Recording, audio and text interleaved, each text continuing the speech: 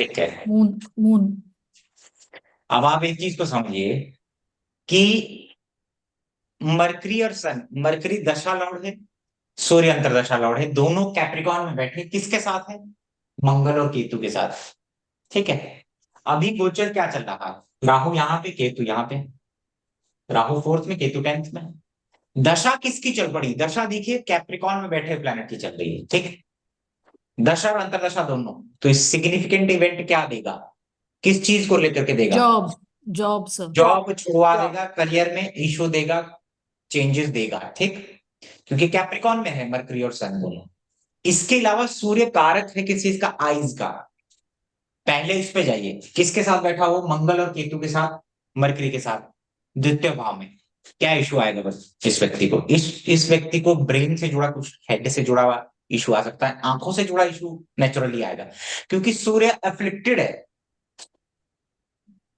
ये तो नेचुरल है। सेकेंड हाउस प्रोमिनेंट है और सेकेंड हाउस में सूर्य अफ्लिक्टेड है मार्स और केतु से। जिसका भी लगन कुंडली से या चंद्र कुंडली से द्वितीय भाव में सूर्य मंगल और केतु के प्रभाव में होता है, उसको आंखों से रिलेटेड इशू होते ही है। भले ही वो स्नूकर बहुत अच्छा खेल ले, भले ही वो गेजिंग बहुत अच्छा कर ले, है ना, स्टार गेजिंग करते हैं, बायनोकुलर खरीदते हैं और दूर दूर देखते हैं, सूक्ष्मदर्शी, है ना, केतु होता है। ठीक। खाना वैसे भले ही अच्छा बना ले, क्योंकि मार्स केतु कट करता है, लेकिन इसको आइज के इश्यूज देगा।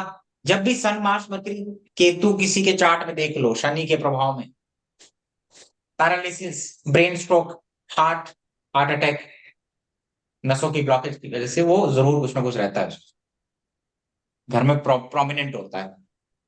ठीक है। लगन कुंडली से मरकरी टेंथ लॉर्ड है, जिसकी दशा चल रही है, और सूर्य नाइन्थ लॉर्ड है। चंद्र कुंडली से वो थर्ड लॉर्ड है और अष्टम में बैठा हुआ है चंद्रमा से। करियर में ट्रांसफॉर्मेशन है आपके जीवन में।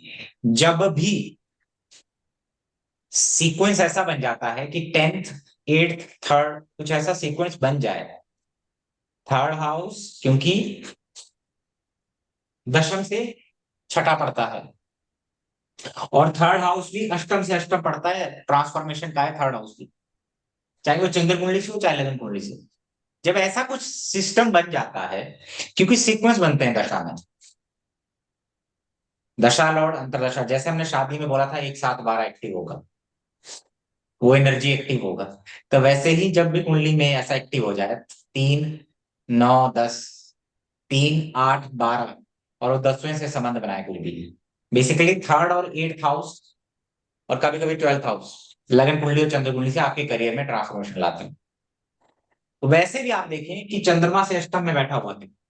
जब आप चंद्र कुंडली बनाएंगे, चंद्र कुंडली बनाएंगे तो जेमिनी एसेंडेंट हो गया, मिथुन लगन हो गया, तो चंद्रमा से वो अष्टम में जाएगा,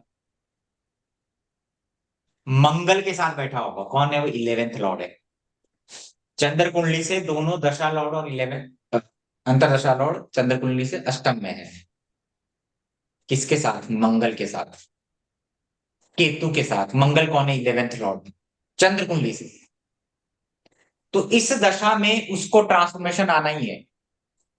आपकी जब भी दशा चलती है ना, ये चंद्र कुंडली और लगन कुंडली से, आपकी लाइफ में ट्रांसफॉर्मेशन, आपकी पर्सनैलिटी में ट्रांसफॉर्मेशन, आपको हेल्थ इश्यूज आते हैं, आपकी पर्सनैलिटी निखर के आ जाती है। और कई बार अष्टम भाव जब धनयोग बना के बैठा होता है, अष्टम भाव का स्वामी धनयोग बना के बैठा हो, तो राजयोग, आज की डेट में अष्टमेश भी राजयोग देता है। वो कैसे देता है? आप अपनी छुपी हुई चीजों के, छुपी हुई स्किल को पहचान जाते हैं। कई बार आप वो करने लगते हैं जो आपको पसंद होता है। आप ज्योतिष सीखने लगे, आप बहुत अच्छे से सीख रहे हैं। ठीक है। आप कमीशन का कुछ काम करने लगे इंडिपेंडेंटली, क्योंकि आपका जॉब छूट गया। वैसे भी इस नेटिव नेटिव की लाइफ में क्या हो रहा है? केतु दशम भाव में जा रहा है, शनि के ऊपर से जा रहा है, दशम से भी जा रहा है। तो कुछ ना कुछ लॉसेस तो होंगे इस व्यक्ति को। जनरली देखोगे तो चंद्र कुंडली से तीसरा और लगन से नवम एक्टिव है, यानी इसके जीवन में यात्राएं बहुत है। मरकरी कौन है? चंद्र कुंडली से फोर्थ लॉर्ड है, तो लिविंग प्लेस चेंज भी देगा यही मरकरी में सूर्य। अब इसको कंफर्मेशन कैसे देते हैं? राहु फोर्थ में आया, केतु टेंथ में आया, चंद्र कुंडली से दशम में है केतु, लगन कुंडली से दशम में, तो कुछ ना कुछ तो दिखा रहा है ना, 4 और 10 में कुछ ना कुछ होने वाला है ना। ट्रांजिट को ऐसे इस्तेमाल करते हैं। अब आप इसको D10, जब इसी डिटेल से आप D10 बनाएंगे इसका, तो आप देखेंगे कि यही सूर्य, वही सूर्य D10 के अष्टम में बैठा हुआ है। D10 का लगन आपके करियर की तरह, जैसे आपका लगन आपकी हेल्थ को दिखाता है, आपकी लाइफ को दिखाता है, D10 का लगन करियर के लिए इंपॉर्टेंट होता है। जब उसमें बैठे हुए स्वामी की अंतरदशा या दशा आती है तो कुछ ट्रांसफॉर्मेशन देता है। अब मैं आपको सबको एक चीज बताता हूँ। अभी बृहस्पति का गोचर स्कॉर्पियो टॉरस में होने वाला है, ठीक। शनि ऑलरेडी यहाँ पे जा रहा है गोचर करता हुआ, बृहस्पति यहाँ, ठीक है, राहु यहाँ पे है। तीन स्लो मूविंग प्लेनेट क्या कर रहे हैं आपके जीवन में, स्कॉर्पियो को एक्टिवेट करने वाले हैं अगले 1 साल तक। राहु की नवीं दृष्टि, शनि की 10वीं दृष्टि, जुपिटर का सीधा एस्पेक्ट, स्कॉर्पियो का एनर्जी बहुत ज्यादा एक्टिव होने वाला है। स्कॉर्पियो का एनर्जी बहुत ज्यादा एक्टिव होने वाला है। तो बेस्ट सूटेड करियर एडवाइस अगर आपसे कोई मांगे 2024 में, तो उसकी जन्म कुंडली में ये देखो कि क्या 8th का संबंध 10th से, 11th से, कैप्रिकॉन से, ठीक है, या उनकी जन्म कुंडली में मंगल 10th लॉर्ड तो नहीं है स्कॉर्पियो का, स्पेशली मंगल 11th में तो नहीं बैठा हुआ है, मंगल अष्टम में तो नहीं बैठा हुआ है। उसको आप एडवाइस दे सकते हो, जैसे सबके लिए है, अगर कोई नया करियर स्टार्ट करना चाहता है, एफिलेटेड मार्केटिंग, मतलब जिसमें कमीशन मिलता है, स्कॉर्पियो है ना, ऑकल्ट हो गया, माइनिंग से जुड़ा काम हो गया, स्टॉक्स एंड ट्रेडिंग का हो गया, स्पेशली जैसे फ्यूल से रिलेटेड होता है। और फ्यूल भी कौन सा, स्कॉर्पियो और एक्वेरियस कौन सी एनर्जी को रिप्रेजेंट करता है, रिसाइकलिंग, किसी चीज का वेस्ट का रिसाइकल करने का कुछ काम हो, ठीक है, वो आप कर सकते हैं। कमीशन किसी भी फील्ड में हो सकता है। मान लीजिए आप ट्रांसपोर्टर है, आपने 10 लोगों की गाड़ियों को लगा दिया कहीं किसी सरकारी ऑफिस में, ठीक है, उनसे कमीशन आ रहा है। आप किसी भी काम में हो, आपने इतनी एडमिशन कॉलेज में करवाई, उससे आपको कमीशन का काम मिल रहा है, स्कॉर्पियो। तो स्कॉर्पियो से जुड़े हुए जितने भी काम है, अष्टम भाव से जितने भी जुड़े काम हैं, इंश्योरेंस हो गया, उनमें लोगों को फायदा होगा 2024 में। आप मेरी बात समझे। उसमें ज्योतिष भी होगा। अब हम इस आदमी को ये नहीं बोल सकते ज्योतिष बन जाओ, 1 साल में ज्योतिष बन जाता है, नहीं बनता ज्योतिष 1 साल में। मरकरी इसका ऑलरेडी 10th लॉर्ड होकर के सेकंड में बैठता है, ठीक है, 5th लॉर्ड सेकंड में बैठता है। इस व्यक्ति के अंदर बोलने का पावर, ये ऑलरेडी कुछ ना कुछ मार्केटिंग से जुड़ा हुआ, बोलने से जुड़ा कुछ मुश्किल होगा उस व्यक्ति के अंदर। तो आप उसी उसी फील्ड में बोलेंगे कि आपकी दशा भी वही चल रही है अभी, कैप्रिकॉन में बैठा हुआ है। कैप्रिकॉन में बैठा हुआ प्लेनेट भी आपको करियर में कुछ ना कुछ जरूर करता है, चाहे पॉजिटिव हो चाहे नेगेटिव हो, जरूर करता है। चंद्र कुंडली से अष्टम में है, ये चंद्रमा है, तो आप इसको बोलोगे कि आप मार्केटिंग कर सकते हो, ऑनलाइन कुछ ना कुछ एफिलिएटेड मार्केटिंग होती है आजकल, वो कर सकते हो, क्योंकि अष्टम भाव का ना कमीशन मिलेगा इससे। क्योंकि चंद्र कुंडली से जब हम देखते हैं तो मंगल 11th का लॉर्ड बन जाता है चंद्र कुंडली से। ये चंद्र कुंडली है, मंगल 11th का लॉर्ड बनता है, सूर्य उसके साथ अष्टम में बैठा होगा, मरकरी और केतु के साथ। तो इसीलिए अष्टम भाव का जुड़ा हुआ नेचुरली वो करें। आप एडवाइस भी नहीं करेंगे तो उसको कमीशन से जुड़ा, जिसमें कमीशन मिले, पता चला वो किसी इंश्योरेंस कंपनी का मार्केटिंग कर रहा है, ठीक है, उसमें उसको कमीशन मिल रहा है। तो जितने भी लोग स्टॉक्स में हैं, स्टॉक में भी स्पेशली एनर्जी सेक्टर, वो बूम करेगा इस साल। तो आपको अगर कहीं भी मिलता है, आप कोई एडवाइस मांगता है आपसे, उसका देखो कि उसकी जन्म कुंडली में 8th और 11th का कोई संबंध है, मंगल अष्टम में है, स्कॉर्पियो 11th में है, स्कॉर्पियो दशम में है किसी का, तो ऐसा कुछ काम कर ले, ऑकल्ट से जुड़ा हो, कमीशन से जुड़ा हो, किसी भी वे का कमीशन, किसी भी फील्ड में। सीए है तो सीए में भी कमीशन का काम, दूसरों का टैक्स निपटाना, गवर्नमेंट का कुछ ऑफिशियल का कुछ काम करना उसमें, मतलब अपनी फील्ड में बहुत अच्छा रहेगा लोग। आप मेरी बात समझे कि दशा को हम देखते कैसे हैं, और अष्टम की दशा अंतदशा आपको हमेशा कुछ ना कुछ, कई बार आपके हिडन, कई बार अच्छी भी होती है, क्योंकि ट्रांसफॉर्मेशन ट्रांसफॉर्मेशन लाता है आपके अंदर, तो आपके लिए अच्छा भी होता है। आप इंडिपेंडेंट काम करना स्टार्ट कर दिए, अपना काम कर रहे हैं आप, ठीक है, आपका मरकरी अष्टम में बैठा हुआ है, लगन कुंडली या चंद्र कुंडली से, आपने ज्योतिष पढ़ना स्टार्ट कर दिया, आपने तंत्र के बारे में पढ़ना स्टार्ट कर दिया, आप स्पिरिचुअली ग्रो कर रहे हैं, आपकी पर्सनैलिटी में ट्रांसफॉर्मेशन आता है।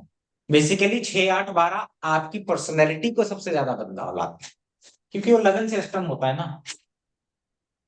बाकी करियर तो तब लाएगा अगर वो मकर में है या 10th लॉर्ड होके है या 10th हाउस से कुछ संबंध है, तब लाएगा करियर में। तो हम में से बहुत सारे लोग ज्योतिष का पढ़ना स्टार्ट किए, आपकी पर्सनैलिटी में बदलाव आया होगा ना, उसके बाद आपके व्यक्तित्व नजरिया बदल गया होगा लाइफ देखने का। और बहुत सारे लोग जिनका अष्टम की दशा चली, अंतरदशा चली, उनके लिए पेनफुल भी होता है कई बार। किसी का डेथ हो गया, किसी के साथ करियर में दिक्कतें हो गई, मैरिड लाइफ में प्रॉब्लम हो गया, तो वो ज्योतिष की तरफ आ गया, ऑकल्ट की तरफ चला गया या रिसर्च में चला गया, कुछ ना कुछ कर रहा है। तो बहुत सारे लोगों के लिए पेनफुल होता है, नो डाउट, लेकिन बहुत सारे लोगों के लिए अच्छा भी होता है। 6 8 12 का एनर्जी ऐसे होता है, दुख पीड़ा संघर्ष। एक एस्ट्रोलॉजर, एक डॉक्टर, लॉयर, ये इन्हीं दुख पीड़ा और संघर्ष इसी से डील करते हैं लोग, इसीलिए इनके चार्ट के अंदर 6 8 12 बहुत एक्टिव होता है। समझ में आया? तो आपका अगर स्कॉर्पियो 11th में पड़ता है, आपका स्कॉर्पियो अगर सेकंड में पड़ता है, आपका स्कॉर्पियो अगर दशम में पड़ता है, ठीक है, इवन आपका स्कॉर्पियो अगर 7th या अष्टम में भी पड़ रहा है इस साल, मतलब आपकी जन्म कुंडली में, और कुछ ना कुछ मंगल का संबंध 11th से है आपकी जन्म कुंडली में, तो आपके लिए कुछ ना कुछ अपॉर्चुनिटी अच्छी है इस साल, ट्रांजिट के हिसाब से, गोचर के हिसाब से अगर देखें। समझ में आया? तो करियर में ट्रांसफॉर्मेशन के लिए क्या कौन कौन से हाउसेस देखे जाते हैं? तीसरा भाव देखा जाता है, ठीक है, अष्टम भी देखा जाता है, उसके साथ दशम का कुछ ना कुछ संबंध होना चाहिए, या कैप्रिकॉन मकर, क्योंकि नेचुरल कालपुरुष कुंडली की राशि है। जब केतु कैप्रिकॉन का होता है, केतु कैप्रिकॉन का होता है, तो नेचुरली ब्रेक्स छूटती हैं कोई चीजें करियर में। आप मेरी बात समझे? दशा को गोचर के साथ ब्लेंड करोगे तो चीजें समझ में आएंगी। नेचुरली आप देखोगे केतु किसके ट्राइन में जा रहा है, मार्स मरकरी, केतु सन के ट्राइन में जा रहा है, दशम में जा रहा है, तो उसको आंखों से रिलेटेड दिक्कतें होनी है ना, हेड से रिलेटेड कुछ ना कुछ इशू होने हैं, नेचुरल। आप मेरी बात समझे? तो गोचर दशा चंद्र कुंडली से भी देखो, लगन कुंडली से भी देखो, और रिस्पेक्टिव डिविजनल चार्ट देखो, वहां क्या चल रहा है। D10 देखते हैं करियर के लिए, जब वहां पे 8th लॉर्ड का पीरियड हो, लगन से अष्टम में बैठा हुआ कोई प्लेनेट हो वहां पर, तो ट्रांसफॉर्मेशन लाता है आपके करियर में, बदलाव लाता है, अच्छे के लिए भी होते हैं कई बार। आपके तीसरे भाव का स्वामी दशम में बैठा, मान लीजिए एक्टिव हो गया वो, तो आपने जॉब में ट्रांसफॉर्मेशन हुआ, कुछ बदलाव हुए, लेकिन पॉजिटिव हुए, ठीक है। तो ये सारी चीजें आपको ध्यान में रखनी है दशा को लगाते हुए।